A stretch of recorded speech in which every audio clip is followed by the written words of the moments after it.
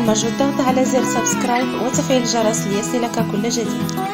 بركاته فيديو جديد ووصفه جديده. ان شاء الله الوصفه ديال اليوم غادي تكون عباره على السردين في الفران بطريقه سهله وبسيطه. غادي نحتاجوا القزبر ومعدنوس والثومه اللي قطعتهم مزيان، وغادي نحتاجوا ممكن تدقوهم كذلك مع الملحه. غنحتاجوا الحامض، السردين اللي نقيته مزيان، غنحتاجوا عويدات ديال الكوردون، غنحتاجوا 2 ديال المطيشات، فلفله خضراء، فلفله حراقيه،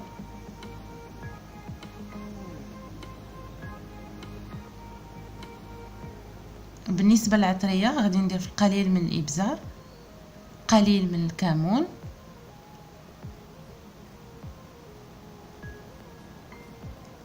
والقليل من الفلفله حمراء.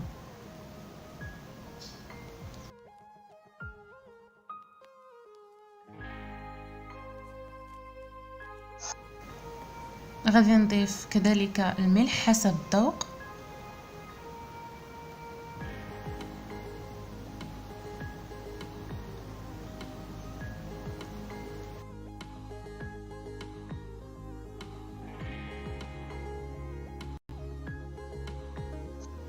غادي نضيف زيت المائدة، ممكن تضيفوا زيت الزيتون،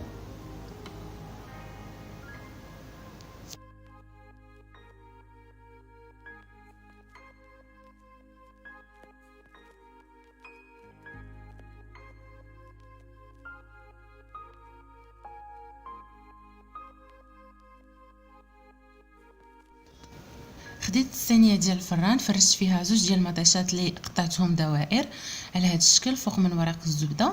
الشرموله ديالنا هي وجدات الكوردون، وغادي نبداو نشرملو في السردين ونحطوه في صينيه الفرن.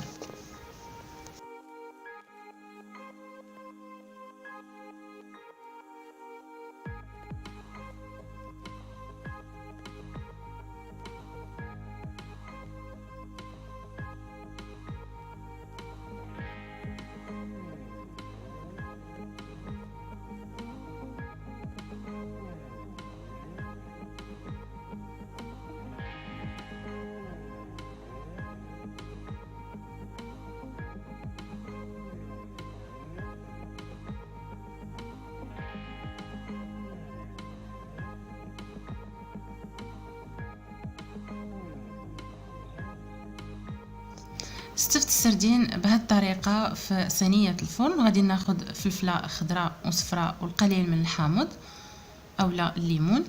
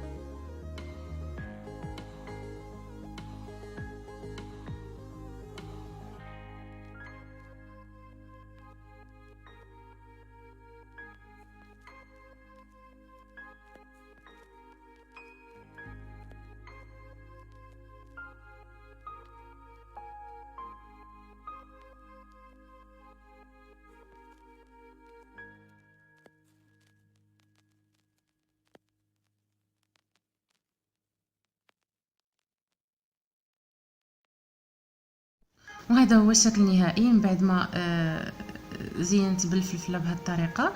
غادي نوضع الفوق زيت ديال المائده ولا زيت الزيتون اللي متوفر عندكم.